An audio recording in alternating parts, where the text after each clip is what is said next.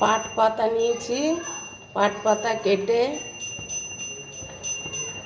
ধুয়ে ডাল না মানে একটু মাখা মাখা করব।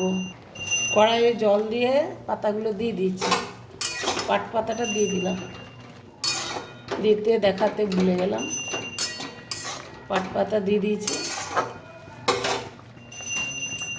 আমি ঢাকা দিয়ে সেদ্ধ করে দেবো।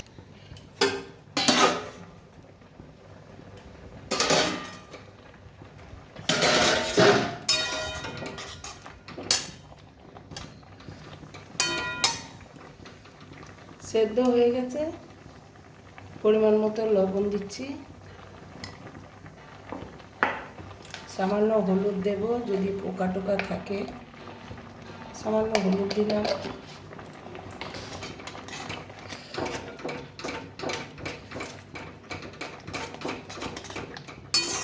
আমি রসুন আর শুকনো লঙ্কা দিয়ে সম্বরে নেব।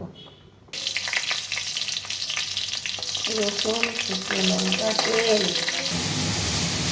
বন্ধুরা, পাট শাকের রেসিপি ভালো লাগলে লাইক শেয়ার কমেন্ট করে পাশে থাকবেন।